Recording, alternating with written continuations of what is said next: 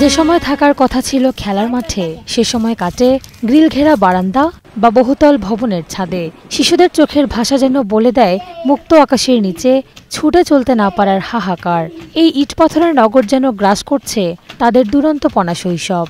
আমাদের খেলার জন্য মাঠ নেই, আমরা ছাদের উপরে খেলি, মোবাইল দেখি, টিভি দেখি এবং আমরা সারাদিন ঘরের ভিতরে বন্দি থাকি। আমাদের খুব মাথা ব্যথা করে, অসুখ হয়। ফেনী শহরে প্রায় ৩ লাখ মানুষের বসবাস, অথচ নেই মানসম্পন্ন কোনো বিনোদন কেন্দ্র। রয়েছে কেবল ইটপাথরের দালান, হোটেল, রেস্তোরাঁ আর হাসপাতাল। এমন অবস্থায় সন্তানের মনোদৈহিক বিকাশ নিয়ে চিন্তিত জেলার অভিভাবকরা। বাচ্চাদের খেলার মাঠ না থাকার কারণে বাচ্চারা মোবাইলে আসক্ত হয়ে গেছে। সারাক্ষণ মোবাইল, ল্যাপটপ এগুলা দেখে, ওদের চোখের সমস্যা, মাথা ব্যথা। আবেদন জানাইতেছি যেন খেলার মাঠ থাকে, বাচ্চারা যেন তাদের সুন্দর শৈশবটা সুন্দরভাবে খেলাধুলার মাধ্যমে উদযাপন করতে পারে। রাজাঝির দিঘির পাড়ে একটি নামমাত্র শিশু পার্ক থাকলেও তার পরিসর ছোট। বিনোদন কেন্দ্রের অভাবে অভিভাবকদের ভরসা এখন ইনডোর গেমস সেন্টারগুলো।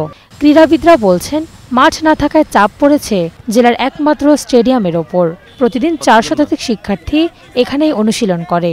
ফেনী শহরে একমাত্র মাঠ যেটা প্রায় ৩ লাখ মানুষের খেলার জায়গা। মাঠের যে বাজে অবস্থা, এই অবস্থার কারণে বাচ্চাদেরকে বা ফ্যামিলির মানুষ মাঠে পাঠাচ্ছে না। বাচ্চারা ছাদে খেলতেছে জীবন ঝুঁকিতে, বাসার গ্রিল ধরে এবং কি ফ্রি ফায়ার অন্যান্য গেমে আসক্ত হইতেছে। বিশেষজ্ঞ চিকিৎসকরা বলছেন পার্ক ও মাঠের ব্যবস্থা হলে ঘরের ৪ দেয়ালে বন্দী না থেকে খেলাধুলার সুযোগ বাড়বে। এতে বৃদ্ধি পাবে মানসিক প্রশান্তি, কমে যাবে শিশুদের মোবাইল আসক্তি।